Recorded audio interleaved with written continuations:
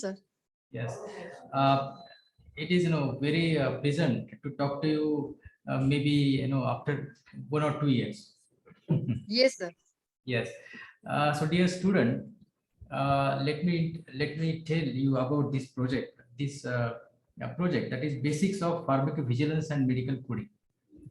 So, this course is run by Elite Institute of Pharma Skills, Pune. Madam, okay, Madam is the director. Archana Madam is the director of this Elite Institute, and I'm very happy that we done MOU with Elite Institute of Pharma Skills, and this is third year of our memorandum of understanding. So in first year, fortunately, that time everything was offline, and Madam conducted the session in very nice way. Various experts were coming to our college on Saturday, Sunday, and they prepared our students for pharmacovigilance. Also, after that, Madam assisted all the students for their placement. And fortunately, all students were placed with the help of Madam. So I'm very thankful to the Madam for guiding our student and helping them for their placement. Also, last year in online session, Madam helped our student for placement. So this will be third year of our association, and I hope things will be going great in same way. So I appeal all the students to take benefit of this course. You talk to Madam, uh, and really this will be very good for your career. So with these words, I once again thank you, Madam, for assisting with Parikrama Group of Institution and helping our student. Thank you. Thank you, sir. Uh, Thank you, sir, for your valuable word.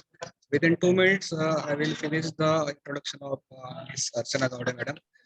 So, Archana Gowde, madam, is currently director at Elite Institute of Pharmacy in Pune.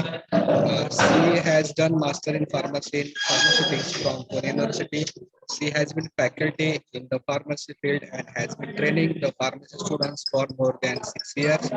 Then she has gained the experience in clinical research, regulatory affairs in various industries. After that, from 215, he started Elite Institute of Pharma Skill Pune, where she gave the lot of information, training, placement assistance in the field of regulatory affairs, pharmacovigilance, clinical research, and medical coding. So I appeal to all students to get the knowledge from Madam and get the helps in the future for your that placement purpose. So over to Madam. Okay, thank you very much, sir. Just disable me for screen sharing.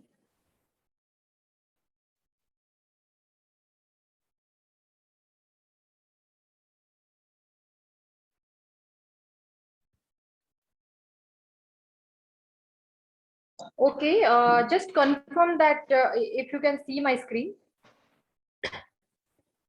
Yes, Madam. It's visible. Okay. So today's session is a basics of pharmacovigilance and medical coding. And we will first start with the clinical research. So in a clinical research, these are the main stakeholders. First of all is the study sponsor. Study sponsor is nothing but the owner of the company. Okay, and who has the responsibility from the investigation till the launch of that particular pharmaceutical product into the market. So these are the study sponsor. For example, Roche, Pfizer, Lupin, Cipla. These are the study sponsors. If you talk about the investigators, these are nothing but the doctors, or in a technical language, we call it them as an investigator. Then site personals means the research site personals. These are the CRCs. These are nurses. These are ward boys. CRCs means the clinical research coordinator. So the B Farm and M Farm people have huge opportunity as a CRC, clinical research coordinator, in multiple hospitals. So they have the good chance to get trained in a foreign companies also, because every year they send their CRCs to abroad for training. Then these CRC have the profile to coordinate with the doctors. Then these are the then next is the monitors. Monitors generally work in a contract research organization, that is a CRO. CRO examples, these are the IQVIA, means Quintiles, Covance. These are the CRO who are the third party, okay, who take the work from the sponsors and they carry out complete protocol of the clinical research into the hospitals. Okay, so these are the bridge between the sponsor and the and the doctors. Then IRB or IEC, this is nothing but the ethics committee or the institutional review board. These are for the well-being of the subjects or the patient who are there into the trials. And study subjects are nothing but the healthy volunteers or the patients. Then next is the CDSCO. CDSCO is nothing but the Central Drug Standard Control Organization. The head of the CDSCO is a DCGI, that is the Drug Controller General of India. Okay, every smallest of small nation has their own regulatory authority. For India, it's a CDSCO. In many interviews, they ask these questions. So, what is EC? What is CDSCO? Who is the head of CDSCO? Who is current DCGI? These are the interview question for you. So if you come to this slide, actually when 10,000 compounds get invented in a lab, only 250 compounds are worth to be carried out to the into the animals. So this is called as the preclinical studies, and only from the 250 compounds, only 5 compounds are worth to be tested in human beings. And after when we carry out the clinical trial for the 5 compounds, only one FDA approved drug come into a market. So it's very lengthy, time consuming and very costlier process. So if you come to this thing, when you carry out the preclinical trial, then there is a 30-day safety review that is called as the IND, that is the investigational new drug application. After IND, we perform phase 1, 2, and 3, and then we file for NDA. NDA requires almost 1 year. Okay, so NDA is a new drug application we carry out after 3 phases, and then that particular drug after approval come into a market, that is the pharmacovigilance phase or phase 4 or the post-marketing surveillance. So this is also your interview question. What is the difference between IND and NDA? So after a preclinical trial, means when we perform preclinical, we carry out IND. Then there is a phase 1. Phase 1 we carry out in a less number of healthy volunteers.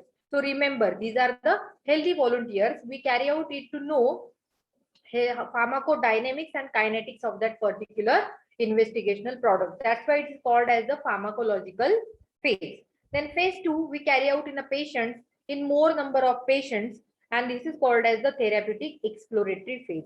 Then we come to phase 3. Phase 3 generally we take more number of patients, and this is called as therapeutic confirmatory phase because we get more data on safety and efficacy of the patients.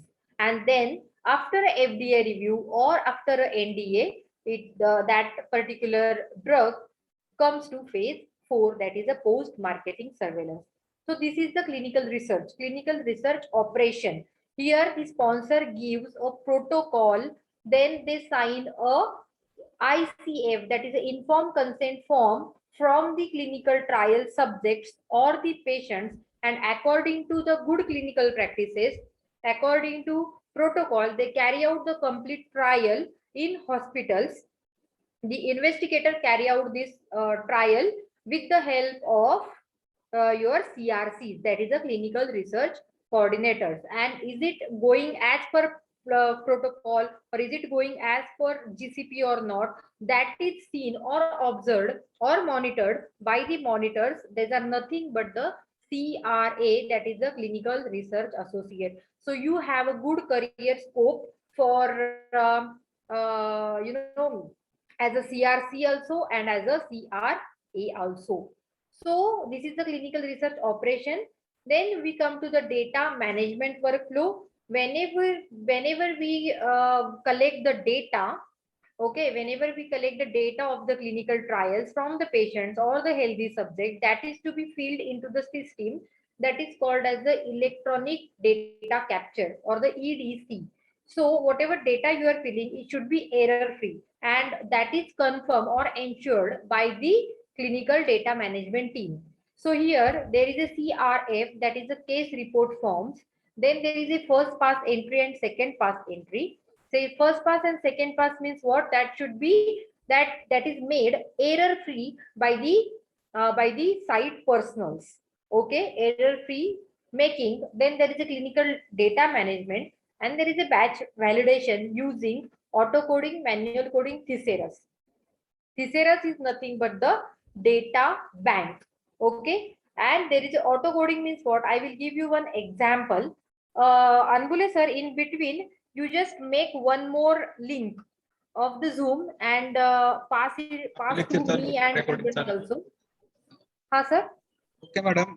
We'll start with that same link. Continue with that same. No issue. Same link, na? Yeah, Yes, because why I'm asking, because only 10-15 minutes are left and it's not sufficient for me for explaining. Okay, we'll Okay. continue with same link after this first link. Yeah, definitely. Thank you, sir. Okay. So there is a Thesaurus. Thesaurus is the data bank. Okay, and that should be matched with the data bank. This is called as the validation. And auto coding means what? For example, I will give you a case study. This particular clinical trial should be carried out in non-pregnant women having age between 30 to 40 years.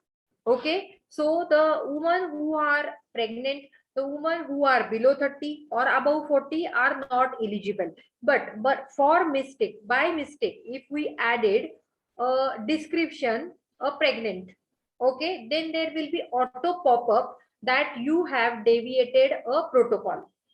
Okay, you have deviated a protocol. Means in protocol, whatever ideal conditions are there, we have to match it. If there are other conditions, these are called as the deviation. If that is a major alteration, it is called as the violation of the protocol. So that should not be there, and that will be detected by auto coding.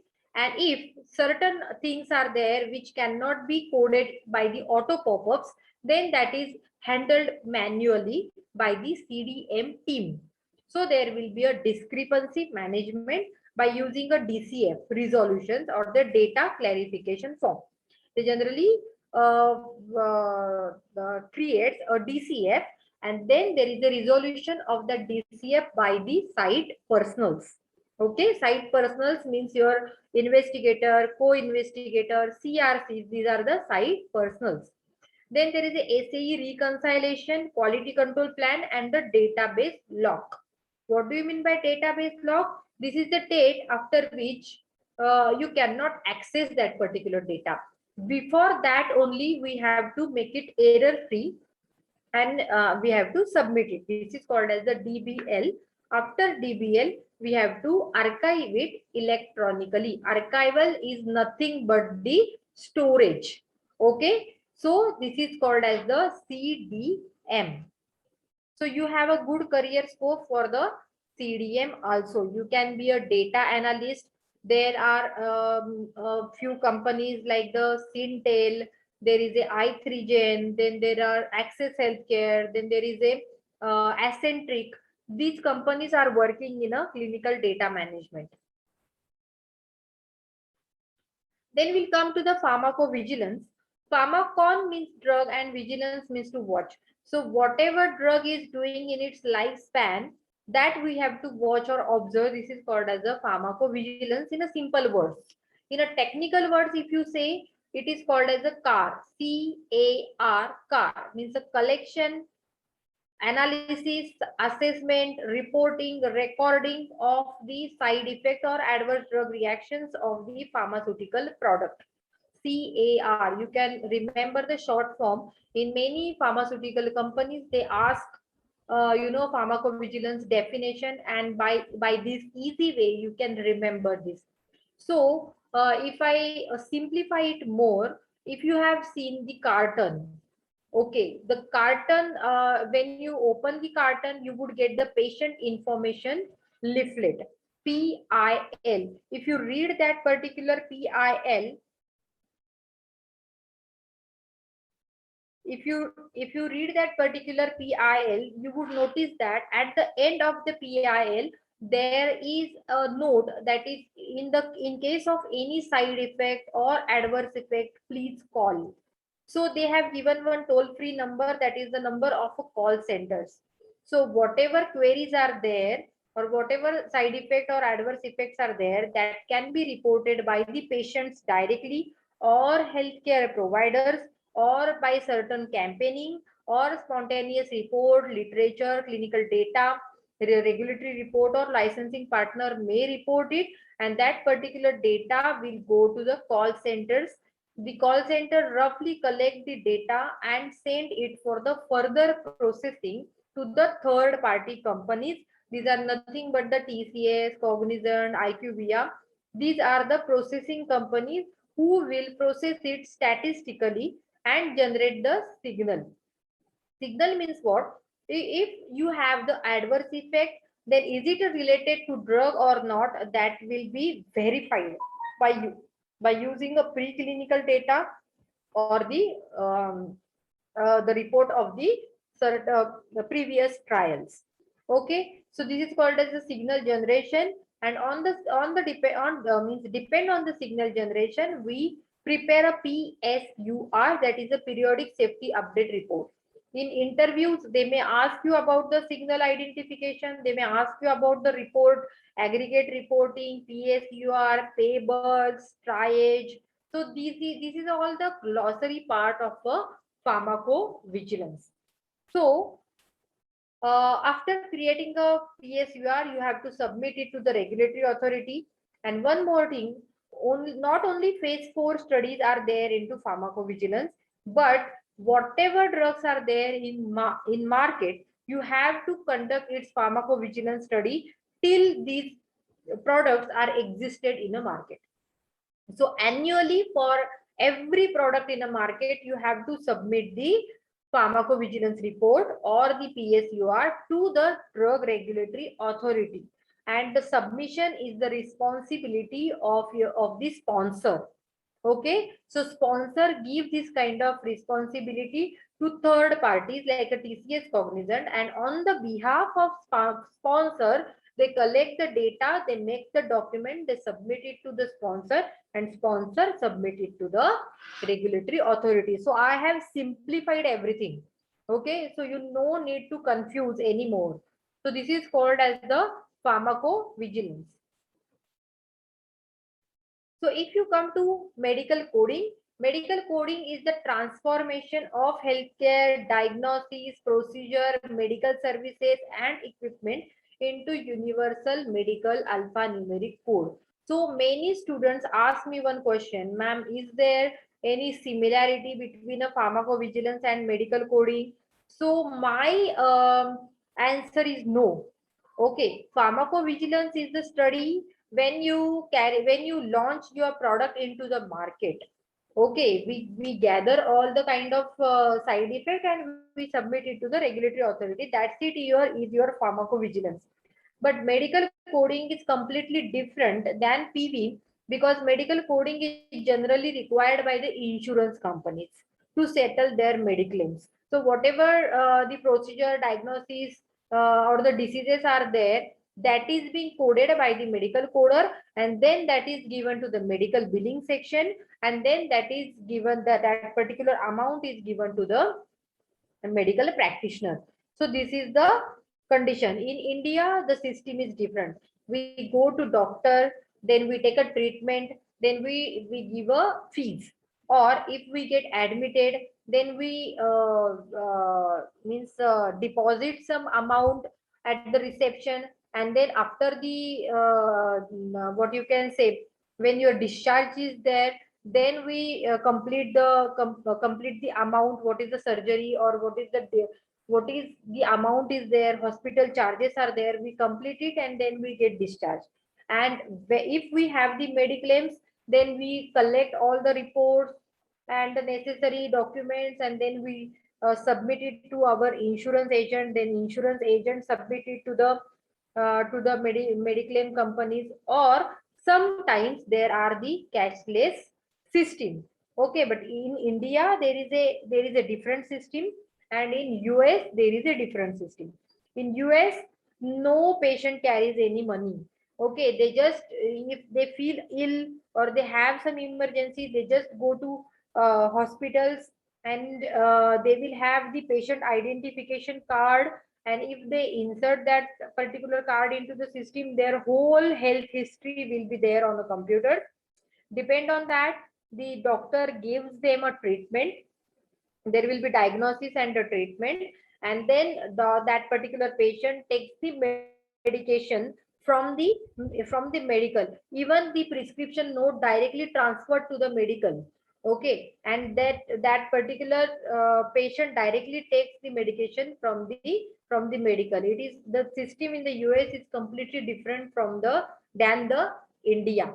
Okay, in India we take the prescription, we go to the medical store, then we take the medication, but it is not the system in US. It is directly electronically transferred to the what you can say, a pharmacist. Okay, so this is the system. So in US, whatever drug, whatever treatment is given by the doctor, that the complete visit will be recorded, and that recorded visit will be transferred by the medical transcription. Okay, by medical transcription into the words. It will be typed into the words, and that visit or the reports and everything, the prescription, your reports, that transcription note, the physician note, completely goes to the medical coders. Then medical coders apply the appropriate code to all the diseases, diagnosis, equipments, everything.